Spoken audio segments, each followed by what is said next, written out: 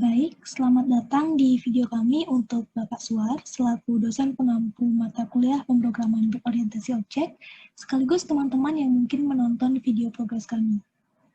Jadi pada video ini, kami, yaitu saya, Niputu Utari Deni Laksmi, dan rekan saya, Muhammad Abel Jolando, akan memaparkan progres pengerjaan tugas besar pemrograman berorientasi objek pada minggu ketiga. Baik, kami akan langsung masuk ke pemaparan progres. Selamat menonton. Jadi untuk minggu ini itu saya sudah mengerjakan menu checkout pada aplikasi Hotel Management System. Pertama kita lihat dulu desain layoutnya. Itu seperti ini. Nanti resepsionis itu tinggal memasukkan room number atau nomor ruangan di sini, dan nanti secara otomatis data akan muncul pada kolom ini. Dan pada customer info ini akan muncul data customer yang masih belum check out atau masih berada pada hotel tersebut. Saya akan menjelaskan sedikit inti-inti dari search code-nya. Pertama di sini ada beberapa kelas yang saya import dan saya gunakan pada menu checkout. Lalu masuk ke public checkout ini, di sini saya mendeklarasikan beberapa text field yang tidak bisa diedit atau disable pengeditannya. Nah, text field ini adalah ke-6 text field ini. Jadi nanti ini tidak akan bisa diedit oleh resepsionis, melainkan resepsionis hanya tinggal memasukkan room number-nya dan nanti akan langsung muncul data customer yang terdapat pada nomor ruangan tersebut. Lalu di sini ada deklarasi beberapa objek. Selanjutnya saya menggunakan beberapa metode. Yang metode di sini yang pertama ada filter angka. Di sini saya gunakan ketika resepsionis ingin menginputkan sesuatu itu hanya bisa berupa angka. Dan lalu ada metode filter space yang nanti itu tidak bisa resepsionisnya menginputkan simbol berupa spasi. Lalu masuk ke metode selanjutnya. Ini akan membuat tampilan Windows dari checkout itu akan otomatis termaximize. Jadi nanti tidak perlu kita menekan tombol ini dulu, melainkan nanti akan langsung termaximize atau mengikuti ukuran dari display monitornya. Lalu masuk ke metode selanjutnya. Ini adalah metode untuk menampilkan data pada tabel customer info. Nanti data itu akan diambil dari tabel customer yang dimana nanti itu checkout-nya itu masih null. Karena nanti kalau customer-nya itu masih berada pada hotel tersebut, checkout date-nya itu masih belum terisi. Lalu masuk ke sini, nanti data yang akan diambil itu adalah pada data ini. Saya perlihatkan dulu isi dari tabel customer.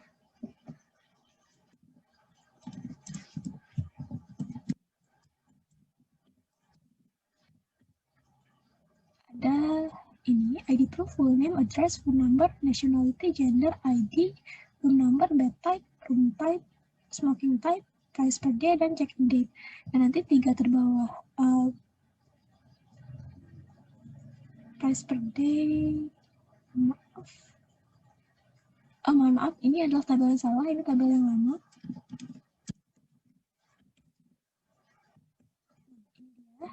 Ini adalah beberapa field yang ada pada tabel customer. Nah, nanti itu 3 terbawah yaitu number of days, total price, sama checkout date belum terisi. Jadi masih nol. Lanjut ke shortcut selanjutnya. Nah, ini ketika akan dieksekusi. Nah, ketika nanti dia gagal, akan muncul G-Option pane dengan tampilan yang menunjukkan apa kesalahan terjadi sehingga eksekusi ini gagal. Lalu masuk ke metode selanjutnya, yaitu ketika tombol search, yaitu tombol ini diklik, maka akan terjadi yang pertama, ini ada deklarasi null. Nah, nanti itu program akan mengambil data dari tabel customer, di mana room number-nya itu adalah room number yang diinputkan oleh user pada text field ini. Dan checkout date-nya masih nol. nanti data itu akan dimasukkan ke tabel ini. Nah, data yang diambil yaitu yang pertama, ada yang kedua, yaitu ada full name dari customer-nya, lalu 13, itu adalah price per day-nya, lalu ada yang nomor 8, yaitu nah, check-in date dari customer-nya. Setelah itu, di sini pada kolom checkout date, itu pada kolom ini, nanti secara otomatis akan terisi tanggal pada hari ini. Lalu pada bagian ini adalah untuk mengkonversi tipe data date itu ke string, sehingga nanti bisa dioperasikan.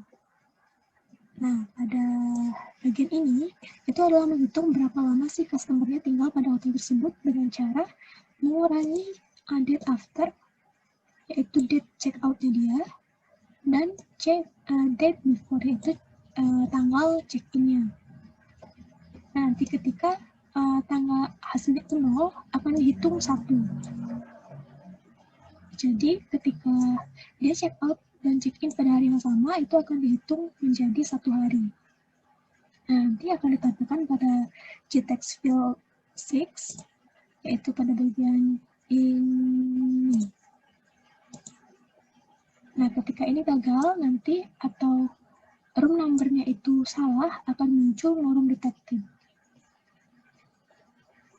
Lalu masuk ke metode selanjutnya, yaitu ketika tombol checkout-nya diklik. Nah, ini ada beberapa objek yang dideklarasikan. Lalu yang pertama dilakukan ketika tombol itu diklik adalah mengupdate data pada tabel room. Nah, nanti itu number of days-nya akan terisi, total price juga akan terisi, dan checkout date juga akan terisi. Lalu selanjutnya adalah pada tabel room, itu nanti juga akan diperbarui, di mana ketika ada customer pada ruangan tersebut, nanti kan statusnya itu adalah book. Ketika dia check out, nanti room-nya itu akan kembali berstatus available. Selanjutnya adalah membuat bill untuk customer-nya. Nah, di sini pembuatan bill menggunakan iText PDF dan yang akan disimpan pada pad ini. Nah, di sini yang pertama ada dokumennya, dan ini adalah isi dari billnya. Yang pertama itu di sini ada heading, lalu ID dari customer-nya, full name customer-nya, ada room number dan room price, lalu ada check-in date, check-out date, number of days, dan total price yang harus dibayarkan oleh customer. Setelah ini selesai, nanti dokumennya akan di close atau ditutup. Setelah itu akan muncul pilihan apakah ingin mencetak bill atau tidak.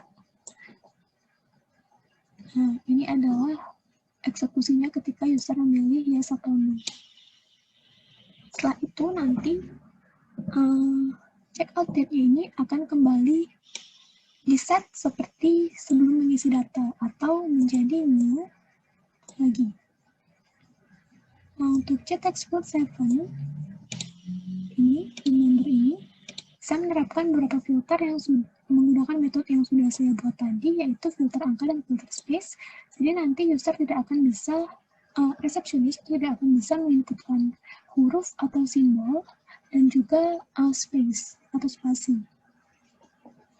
Maksud di sini adalah fungsi name-nya, metode name-nya. Baik, sekian source code-nya. Sekarang kita akan coba untuk run programnya. Oke, sekarang kita akan coba run programnya. Tapi sebelum itu kita akan lihat dulu data yang terdapat pada database-nya. Pada tabel, pertama pada tabel room-nya.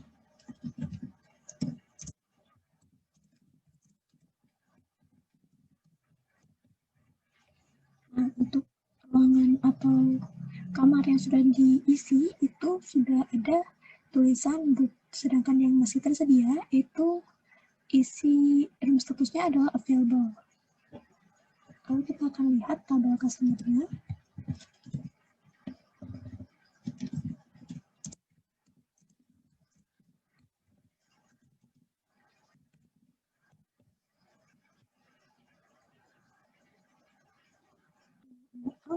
Salah tabel.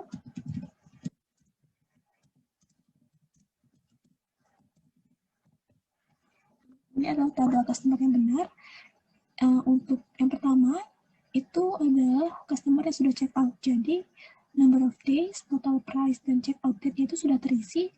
Sedangkan 4 yang di bawah, ini adalah customer yang belum check out atau masih berada pada ruangan. Sekarang kita akan coba check out dengan menggunakan menu check out. Kita lihat dulu room-nya yang terisi adalah room, kita coba untuk room 03.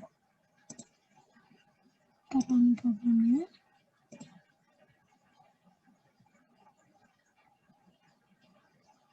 Nah, kita masukkan room-nya. Jadi di sini juga akan langsung muncul customer yang masih berada pada hotel tersebut. Kita akan coba mencari room 03. Kita tekan tombol search. Nah, langsung muncul data dari customer-nya. Di sini ada customer name-nya, room price, check-in date, check-out date itu tanggal pada hari ini, dan number of days. Nah, di sini adalah ketika dikurangi ini kan 0, jadi nanti dihitung langsung 1 hari. Total price-nya adalah ini. Sekarang kita akan coba untuk menekan tombol check-out-nya. Nah, kita ingin print biaya, kalau iya klik yes. Nah, setelah itu nanti menu custom checkout ini akan kembali ke seperti semula dan bisa langsung dilanjutkan dengan checkout dari customer selanjutnya. Setelah itu nanti ada customer info, customer yang baru kita checkout juga langsung hilang datanya. Kita akan coba lihat di database customer-nya.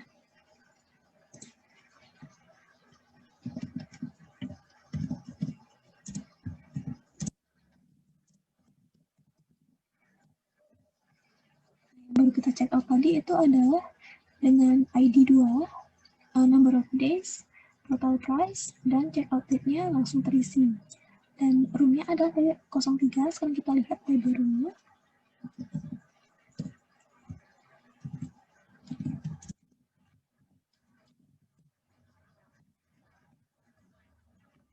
Room 03 itu kembali statusnya menjadi available, bukan lagi book. Sekarang kita akan coba melihat bill-nya. Baik, jadi sekian progres dari saya. Sekarang progres akan dilanjutkan oleh Abel. Baik, setelah sebelumnya dijelaskan oleh Utari mengenai program check-in dan check-out yang sudah Utari buat, di sini saya akan menjelaskan program dari detail customer bill. Ya, program ini saya buat agar mempermudah resepsionis atau front office dalam mengelola dan mencari file-file yang tersimpan ketika melakukan check out dari data-data pelanggan yang ada atau customer yang ada. Baik, di sini sudah saya integrasikan dengan menu .java sehingga saya bisa mengaksesnya melalui menu. Di sini saya akan langsung menjelaskan Kasbil, program Kasbil, di mana di sini saya menggunakan library java.io file yang digunakan untuk mengakses file yang ada di program. Input output berupa file. Kemudian di sini ada Java Text Simple Date Format yang di sini digunakan untuk format tanggal, lalu Until Calendar yang digunakan untuk merepresentasikan kalender, dan import java.sql.asterisk.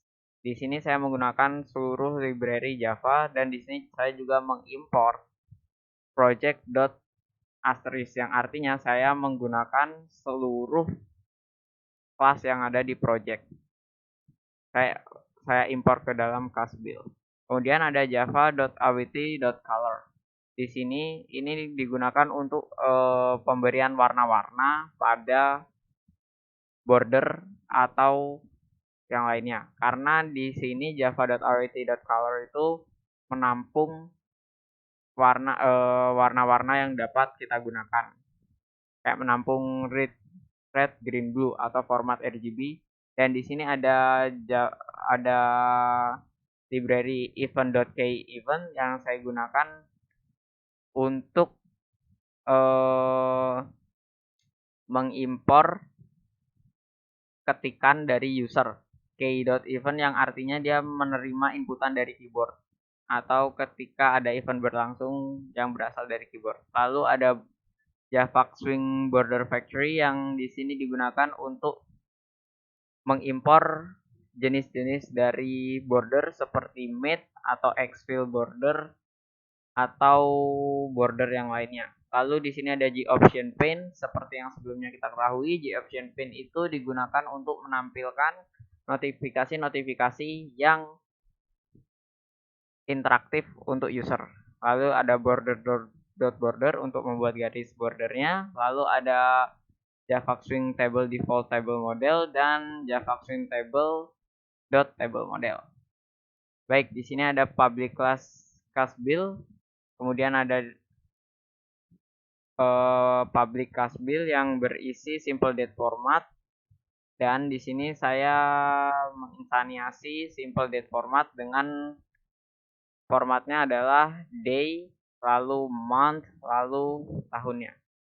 Kemudian di sini ada instansiasi dari kalender, yakni kalender dengan penamaannya adalah call dan cara pemanggilannya adalah calendar.getInstance. Yang artinya di sini call ini diinstansiasi dari kalender.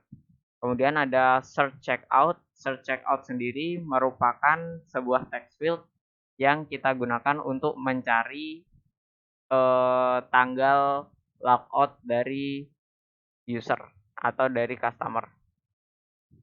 Kemudian di sini ada public void filter angka yang di sini saya gunakan jika seandainya nanti user menginputkan huruf atau karakter pada text field search checkout, maka akan muncul di option pane numeric only dan nama notifikasinya adalah warning dan merupakan bagian dari jenis warning message.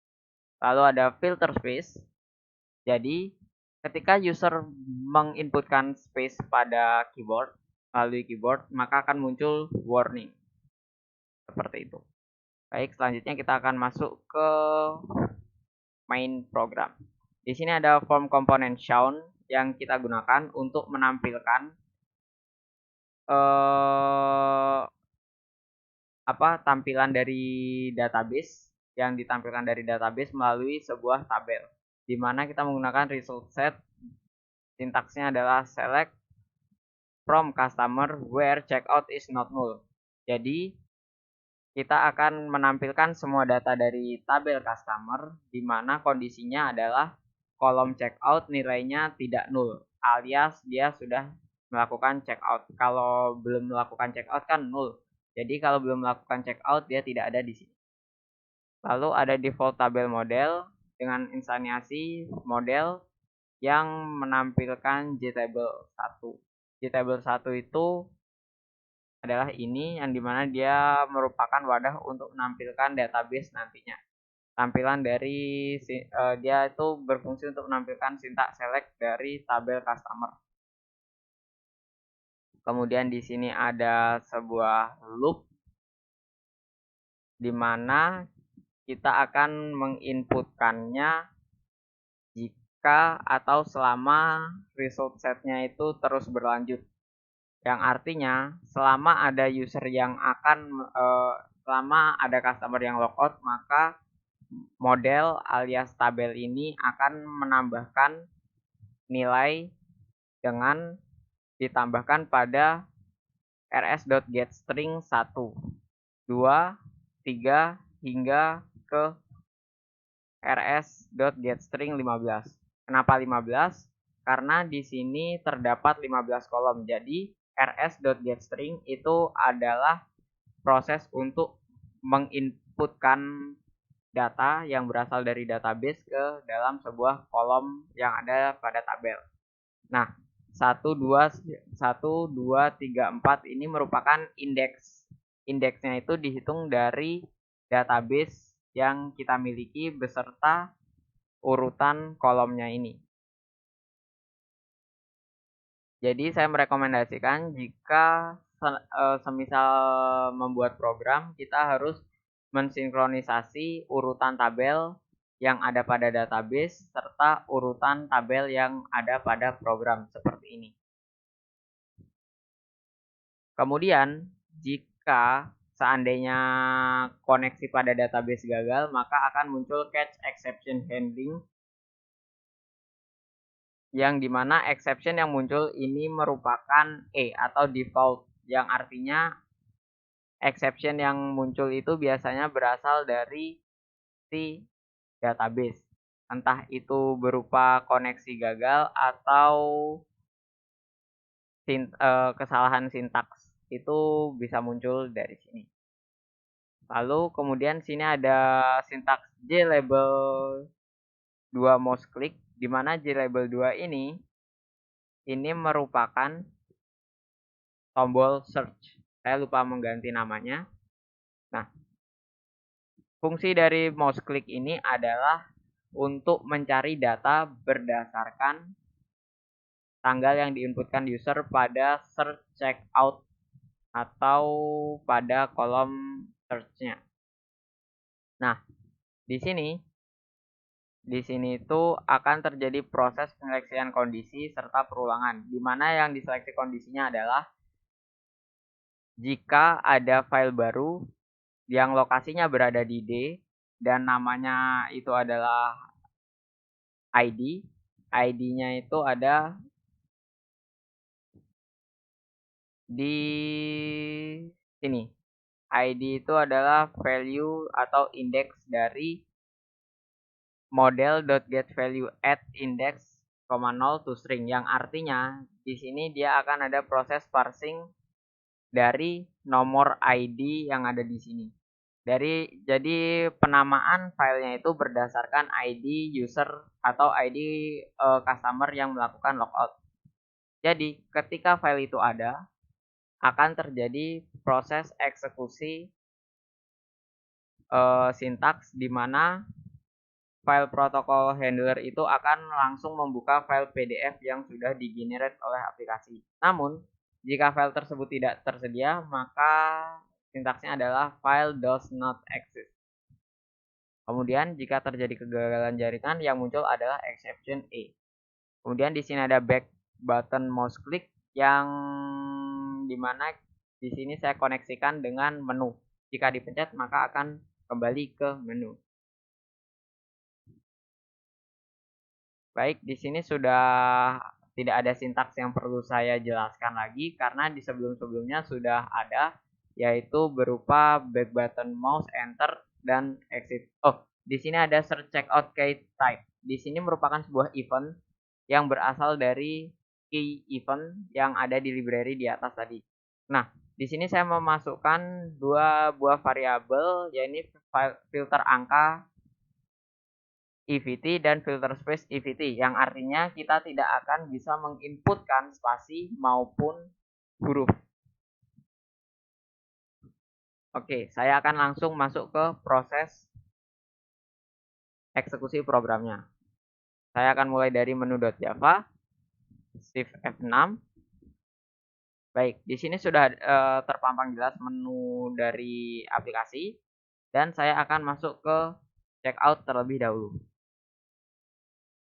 Pada menu checkout, di sini terdapat 3 buah data dengan ID 345.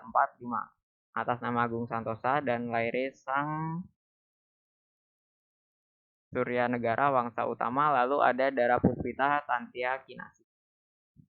Di sini kita harus mencari room number-nya terlebih dahulu. Semisal saya ingin ID nomor 5 itu logout terlebih dahulu, checkout maksud saya ingin ID nomor 5 checkout terlebih dahulu, maka saya akan mencarinya dengan menginputkan nomor roomnya, lalu kita tekan search.